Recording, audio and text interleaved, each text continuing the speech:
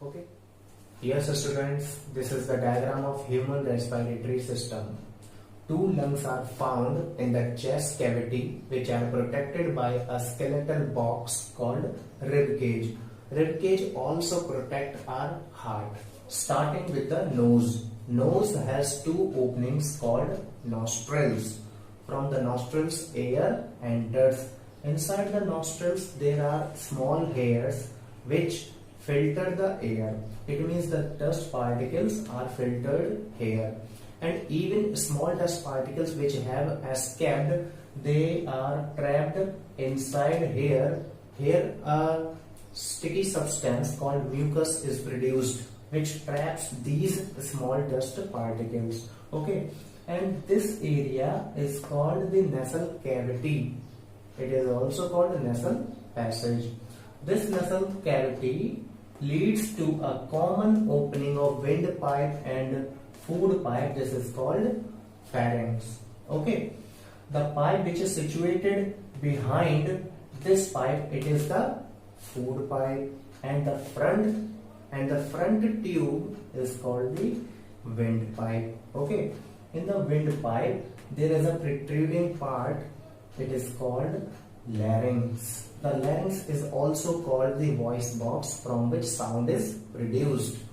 So this whole portion is the windpipe. It is also called trachea. The trachea is composed of rings of cartilage. You know what is cartilage? Cartilage is a soft bone which can be bent or which can be moved side by side. So here these rings move up and down so that there is no blockage of air. After that, this trachea is divided into two separate tubes, and these two separate tubes are called bronchus, which leads into separate lungs, left and right lungs. Inside the lungs, the bronchus are divided into smaller branches. These smaller branches are called bronchioles. In the bronchioles, there are many balloon-like structures are present, and these balloon-like structures are called alveoli or air sacs. You can easily say them air pouches, in which air is filled during inhalation. Okay.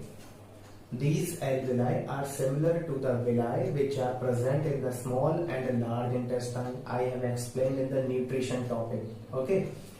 So by the process of diffusion, the oxygen is transferred into the blood. Alright. And through the circulatory system, that oxygen is transferred to each and every cell of our body so that they can do cellular respiration. Okay. After the process of cellular respiration, carbon dioxide gas is liberated. This carbon dioxide gas is transferred again by the blood and diffused into the alveoli. From the same way, the air is exhaled out. Alright. During inhalation, we take in air and the volume of the lungs increases. It means their size increases. The rib cage moves outwards. At that time, diaphragm also moves downwards.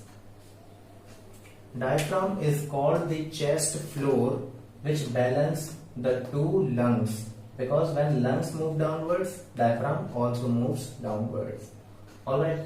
During the process of exhalation, the air is exhaled out. It means lungs reaches to their original position. Alright, at that time rib cage also moves inwards. Okay, now diaphragm also reaches to its original position. It moves upwards because lungs are also moving upward direction. Okay, with the help of floral diagram, we will understand how air reaches to our body cells. First of all, the organ nose allow the air to enter through its opening called nostrils. From the nostril, it reaches to a passage called nasal passage. It is also called nasal cavity. From the nasal cavity, it reaches to a common opening of food pipe and windpipe. It is called pharynx. From the pharynx it reaches to the larynx. Larynx is also called the voice box, which produce sound. From the larynx it reaches to the windpipe. It means trachea. Now trachea divides into two different tubes called bronchus, and bronchus leads to the separate lungs, and here it is branched into smaller pipes called bronchioles. In the bronchioles there are many balloon-like structures are found. They are called alveoli, and they are connected with the blood capillaries through which air diffused into the blood. Blood reaches to each and every part of our body. It means with the help of circulatory system, the air which is diffused into the blood, it has a pigment called hemoglobin, which is found in the RBCs. It is responsible to carry the air or oxygen to the different body cells. Alright, then body cells do the cellular respiration and they release carbon dioxide, and the carbon dioxide exhaled out from the same way. The different organisms have different respiratory system. Starting with amoeba, which is a unicellular, its body is composed of a single cell. It does not have a separate respiratory system.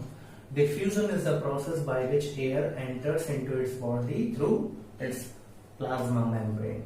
Okay, and from the same process, carbon dioxide is released out. Second is earthworm. Its moist skin extract oxygen and diffused into the blood. From the blood, it reaches to each and every body cell. Okay, as you remember, I told you in amoeba, sponge, and earthworm, there is cellular respiration takes place. There is no breathing or internal respiration found in them. Okay, earthworm, cockroach, grasshopper, housefly, they have open circulatory system. It means they do not have blood vessels in their body. Okay, next one is cockroach and grasshopper and housefly, small insects. They have openings by the side of their body called spiracles. From the spiracles, air enters into their body and it leads to a branch of tubes called tracheae. Tracheae is a network of tubes which is spread in their body, and it extracts oxygen which is released directly into the blood. From the blood it reaches to each and every cell of the body. Alright. Next is fish and tadpole. Tadpole is the young one of frog. Both of them are found in the water and they utilize the oxygen which is dissolved in water. In the fish, gills are found on both the sides of its head. Fish take in water in their mouth.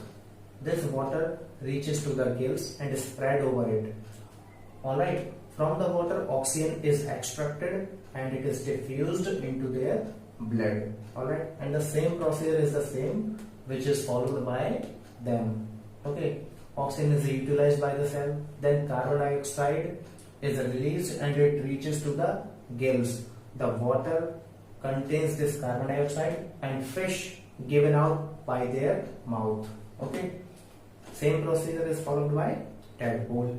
But when tadpole transformed into an adult, it means frog, gills are transformed into lungs and its skin is also capable for respiration. When frogs are found on the land, they respire through their lungs, and when they are submerged in the water, they respire through its skin like earthworm. Okay, this is the last topic of the chapter, respiration. Respiratory system in plants. Plants respire by their roots, stem and leaves. Mainly they respire through their leaves, but roots and stem are also involved. Number first is by roots. Roots are divided into smaller branches which are called root hairs. They increases the surface area for absorbing air, water, minerals, etc. By the root hairs, oxygen is diffused into it, and when they utilize it, carbon dioxide is diffused out. Alright. Number second is by stems. Here you have two conditions. Number first is a stem, herbaceous stem, and the second one is the trees which have woody stem. Okay. When the stem is green, it means in the herbs. The stomata are also found in their stems also.